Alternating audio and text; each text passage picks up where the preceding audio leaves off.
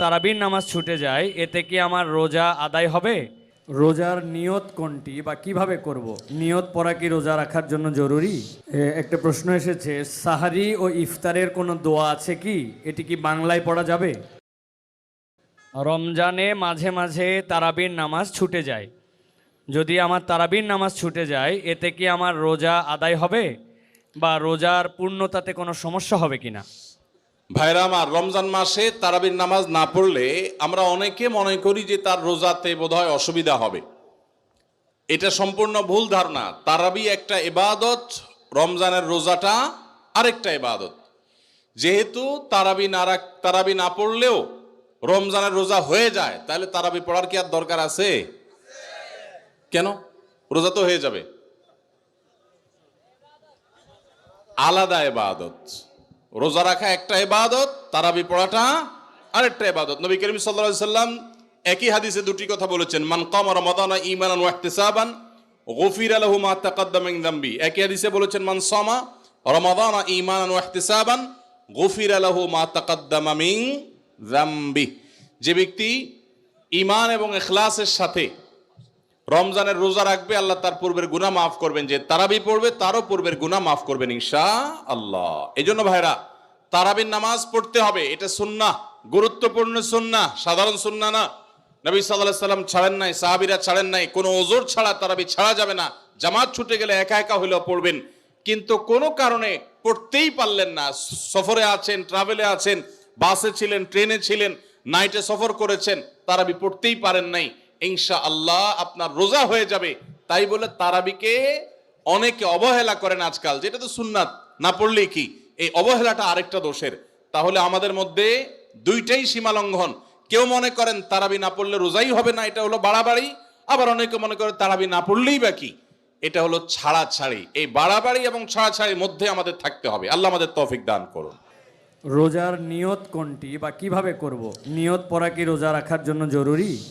নিয়ত তো সমস্ত ইবাদতের জন্য জরুরি, কিন্তু নিয়ত করা জরুরি, নিয়ত বলা জরুরি না। নিয়ত করা এক জিনিস আর নিয়ত বলা আরেক জিনিস।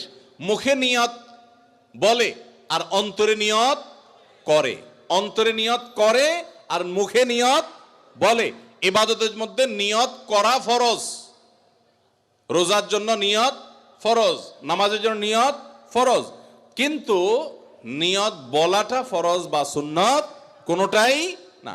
আমরা যে রোজার নিয়ত শুনছি, নাওয়াইতু আন আসুমা গাদান, আছে না? বিভিন্ন আপনার ক্যালেন্ডারেও লেখা থাকে, ভিত্তিহীন। নবী করিম সাল্লাল্লাহু আলাইহি সাল্লামের কোন জয়ীফ জাল হাদিসেও এরকম রোজার কোন নিয়তের কথা কোথাও বর্ণিত হয় নাই। ইসলামের নামে নকল আমল করলে সওয়াব হবে না গুনাহ হবে? খবরদার। এই জন্য আমরা মেহেরবানি করে, আমি কি জন্য ভোর রাতে উঠছি? সারি খাইতে উঠছি। সারি খাইতে উঠছি মানে কালকে রোজা রাখবো, এটাই তো আমার নিয়ত। মনের ইচ্ছা আছে, ইন্টেনশন আছে, এটাই নিয়ত। মুখে আলাদা নিয়তের উচ্চারণ দরকার নাই। একটা প্রশ্ন এসেছে, সাহারি ও ইফতারের কোনো দোয়া আছে কি? এটি কি বাংলায় পড়া যাবে? ইফতারের আমরা দোয়ার কথা জানি ভাই। ইফতারের একটা কমন দোয়ার কথা আমরা জানি, আরেকটা দোয়া আছে আনকমন, যেটা আমরা জানি না। দুইটা দোয়া আমি বলছি। এক নম্বর হলো ইফতারের দোয়া, যেটা কমন আমরা জানি, সেটা হলো আল্লাহুম্মা লাকা সুমতু আলা রিজকিকা আফতারতু। এই দোয়ার অর্থ হলো, হে আল্লাহ, আপনার জন্য আমি সিয়াম সাধনা করেছি, রোজা রেখেছি, আর আপনার উদ্দেশ্যেই আমি ইফতার করেছি, অর্থাৎ আপনার নির্দেশের পালনার্থে আমি ইফতার করেছি। এই যে আল্লাহুম্মা লাকা সুমতু আলা রিজকিকা আফতারতু, এটা ইফতারের একটা দোয়া। আরেকটা দোয়া হলো যাহাবা যামা ওয়াবতাল্লাতিল উরুক ওয়া সাবাতাল আজরু ইনশাআল্লাহ। অনেকে এটা জানেন, মাশাআল্লাহ। যাহাবা যামা গেছে, ওয়াবতাল্লাতিল উরুক, আমার শিরা উপশিরাগুলো সব সিক্ত হয়ে গেছে, ওয়া সাবাতাল আজরু ইনশাআল্লাহ, এবং আল্লাহ চাহেন তো এই রোজার বিনিময় আমার জন্য অবধারিত হয়ে গেছে। এই যে দোয়া ইফতারের, এটা কি ইফতারের আগে করবেন না মাঝখানে করবেন না শেষে করবেন? কি বলেন, ইফতারের আগে না শেষে? যারা যারা আগের পক্ষে তারা হাত তোলেন, মাশাআল্লাহ, বহু লোক। ভাইরা আমার, এই দোয়া ইফতারের পরে করবেন, আগে না। অনেকেই এই ভুলটা জানেন। অনেকে মনে করেন যে আগেই করতে হয়, আগে না। ইফতারের দোয়া কখন করবেন? ইফতারের শব্দের অর্থের দিকে খেয়াল করলে তো দেখতে পারেন পিপাসা দূর হয়ে গেছে, শিরা উপশিরা সিক্ত হয়ে গেছে, এটা কি ইফতারের আগে হয় না পরে হয়? তাহলে আল্লাহুম্মা লাকা সুমতু আলা রিজকিকা আফতারতু, আল্লাহ তোমার জন্য রোজা রাখলাম, তোমার রিজিক দিয়ে ইফতার করলাম, এটা কি আগে না পরে? পরে। অতএব এটা ইফতারের পর। তাহলে ইফতারের শুরুতে কি পড়বেন? বিসমিল্লাহ। বিসমিল্লাহ বলে যে কোনো খাবার খান, ইফতারও খাবেন।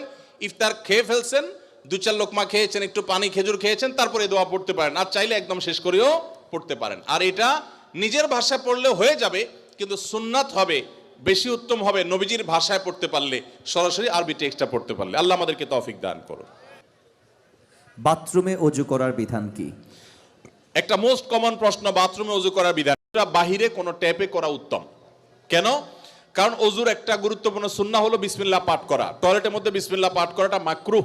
টয়লেটে বিসমিল্লাহ পাঠ করা কি মাকরুহ? যেহেতু মাকরুহ, অতএব হয় আপনি বিসমিল্লাহ ছাড়া অজু করবেন, তাহলে অজুটা একটু ত্রুটিপূর্ণ হলো, আর না হলে বিসমিল্লাহ জোরে পড়বেন, তাহলে আপনি মাকরুহ করলেন। এই জন্য বাথরুমের বাইরে বিসমিল্লাহ পড়ে অজু করবেন। পাও ধোয়াটা বেসিনে ধোয়ার ব্যবস্থা নাই, ভেতরে যায় ধুলেন, বাস, তাহলে হয়ে গেল। আর যদি বাইরে কোনো বেসিন না থাকে, কোনো টেপ না থাকে, তাহলে টয়লেটের ভিতরেই অজু করতে পারবেন, কিন্তু বিসমিল্লাহটা মনে মনে বলবেন। আর যদি নিজের বাসা হয়, তাহলে সেক্ষেত্রে মাঝখানে পার্টিশন দিয়ে দিলেন, কমোড এবং অজুর, অথবা আজকাল প্লাস্টিকের পর্দা পাওয়া যায়, সেগুলো দিয়ে দিলেন, তাহলে ইনশাআল্লাহ আপনার সেখানে বিসমিল্লাহ বলতে কোনো অসুবিধা নাই। টয়লেটের ভিতরে যদি কেউ অজু করে, অজু হয়ে যাবে, নামাজও হয়ে যাবে, কিন্তু উত্তম হলো বাহিরে করা। জি। আমি একজন ট্রাক ড্রাইভার, আমার পরিবার এবং সন্তান আছে, কিন্তু আমার স্ত্রী আমার কথা শোনে না, আমার করণীয় কি? ভাইরা আমার, মা বোনরা স্বামীদের কথা না শোনা, স্ত্রীরা স্বামীদের কথা না শোনা, এটা একটা ব্যাধিতে পরিণত হয়েছে। পশ্চিমাদের মুখরোচক স্লোগানে আমাদের অনেক মুসলিম নারীরা বিভ্রান্ত হয়ে গেছেন। মনে রাখবেন, কোন নারী যত রকম ইবাদত বন্দিগি করুক, তিনি যদি স্বামীর সাথে সবসময় আড়াআড়ি করা, স্বামীকে ইগনোর করা, তাকে সাথে সবসময় আড়াআড়ি করা, স্বামীকে ইগনোর করা, তাকে অমান্য করার মানসিকতা তার মধ্যে তৈরি হয়, তাহলে তিনি কখনো নেককার মুসলিম নারী হতে পারেন না। যে ভাই এই প্রশ্ন করেছেন, তাকে বলবো, বিয়ের আগে এটা ভাবা দরকার ছিল যে এই মেয়ের মধ্যে আল্লাহর ভয় আছে কিনা। যদি কেউ মুত্তাকি হয়ে থাকে, সত্যিকারে মুসলিম হয়, আল্লাহ ভীরু হয়, তিনি কখনো স্বামীর অবাধ্য হতে পারেন না। কোনো বিষয় নিয়ে মনোমালিন্য হতে পারে, মত